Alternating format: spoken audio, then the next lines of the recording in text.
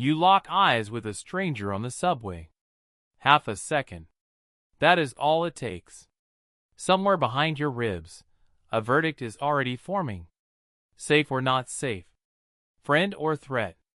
You didn't choose to make that judgment. It happened before you had a chance to think.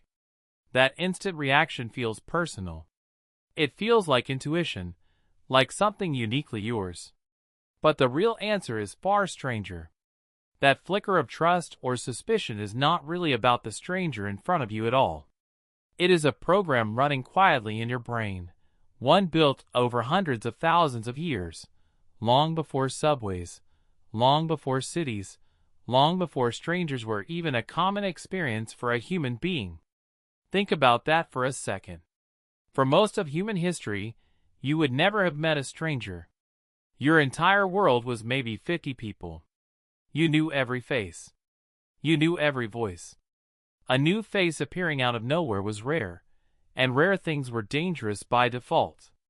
So your brain built a shortcut. Judge fast. Judge now. Ask questions later, if you survive long enough to ask them. Psychologist Alexander Todorov spent years studying exactly this shortcut. In his research at Princeton, he found that people form judgments about a face's trustworthiness in under 100 milliseconds. That is faster than you can consciously register that you are even looking at someone. Faster than a blink. Todorov's work showed something unsettling. The judgment barely changes even when people are given more time to look. Your brain isn't gathering more evidence. It already decided. The rest is just your conscious mind catching up to a verdict that was rendered in the dark. Why would evolution build something so fast and so fixed? Because slow judgment gets you killed. Imagine standing at the edge of your camp 50,000 years ago. A figure appears at the tree line. You do not have the luxury of a careful, balanced analysis. You do not get to weigh evidence for 10 minutes while the figure closes the distance. You need an answer immediately, and you need it to be actionable. Run. Freeze. Approach. Fight. Evolution favored ancestors who could sort friend from foe in a flash, even if that flash was sometimes wrong. But here is where it gets stranger. Your brain isn't actually reading the stranger's soul. It's pattern matching. It is comparing the face in front of you to every face you have ever encountered, and quietly borrowing feelings from the past to slap onto a person you have never met. There is a name for part of this. Psychologist Robert Zajon called it the mere exposure effect. His experiments in the 1960s showed that simple repeated exposure to a stimulus, even one you don't consciously remember seeing, increases how much you like it. Show people random shapes, faces, even nonsense words, again and again, and their fondness for those images rises, without them ever knowing why. Familiarity, on its own, breeds comfort. And discomfort, in turn, often gets mapped onto anything unfamiliar. A new face, an unfamiliar accent, an unusual style of dress. Your ancient alarm system doesn't distinguish between actual danger and simple novelty. To your brain, novelty and danger have always lived suspiciously close together. So when you meet a stranger today, you are not just seeing them. You are running their face through a filter shaped by every face that came before. Wide eyes and raised brows. Your brain has learned, across a lifetime of encounters, to associate certain shapes with certain outcomes. A face that resembles someone who once hurt you. A voice with a cadence like someone who once helped you. None of it is really about the person standing in front of you. It is about the thousands of ghosts standing behind them in your memory. Is that fair to the stranger? Not even a little.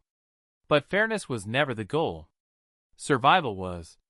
There is a deeper twist here too, one uncovered through decades of research into what scientists call in-group and out-group bias.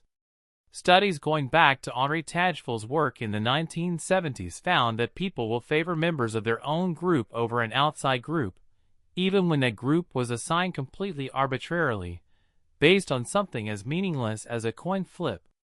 Tell two people they are on the red team, and the blue team, for no real reason at all, and within minutes they will begin trusting their own team more, giving them better resources, judging them more kindly. Your brain doesn't need history or evidence to draw a line between us and them. It only needs a label. For your ancestors, the us and them line meant everything. The people inside your camp fed you when you were sick, warned you of danger, shared food during a hard winter. The people outside your camp might do the same, or they might be the reason your camp needed to defend itself in the first place. There was no way to know in advance. So the safest strategy was a kind of default suspicion toward outsiders, balanced against default warmth toward insiders. That strategy kept small bands of humans alive across ice ages, droughts, and predators far larger than any human. Now stretch that ancient strategy across a modern world of 8 billion people, most of whom you will never meet, and something strange happens. The same wiring built for judging 50 familiar faces is now judging billions of unfamiliar ones. Your brain, without asking your permission, still applies Stone Age math to smartphone age problems. Here's the part that should make you sit up. This isn't only about danger. It's also about connection. The same fast judgment system that flags threats also lights up around trust. A warm smile. A relaxed posture. An open palm instead of a closed fist. Anthropologists studying small-scale societies have noted that greeting rituals across cultures, handshakes, bows, open gestures, all likely evolved as a way to signal exactly one thing to a stranger's ancient alarm system. I am not a threat. Please stand down. Every culture on Earth developed some version of this ritual, because every culture on Earth inherited the same nervous system, built by the same evolutionary pressures. So the handshake you give a new coworker isn't really etiquette. It's a small negotiation with someone else's ancient brain, an attempt to override 50,000 years of instinct in under 3 seconds. What does this mean for you, walking through your very modern, very crowded life? It means the flash judgment you feel about a new face is not a verdict about that person's character. It is an echo of every face that shaped your instincts before you ever learned to read or speak or reason. It is not wrong to notice the reaction. It is wrong to fully trust it as truth. Knowing this changes what you do with that first flicker of feeling. You can notice the reflex without obeying it. You can recognize discomfort as familiarity's absence rather than evidence of danger. Todorov's own later research found that snap judgments about trustworthiness often fail to predict actual behavior. People who look untrustworthy by these ancient standards are not, statistically, any less honest. The face is not a window into character. It is a mirror reflecting your own history back at you. There is something almost freeing in that. The stranger across from you on the train is not being judged by you. Not really. They are being judged by every stranger who came before them, echoing through 50,000 years of survival pressure, landing, for just a moment, on the wrong person entirely. So the next time you lock eyes with someone you have never met, and something in you tightens or relaxes without permission, remember what is actually happening. You are not reading a stranger. You are reading your ancestors' fear, dressed up as your own intuition, standing quietly behind a face that has done nothing at all.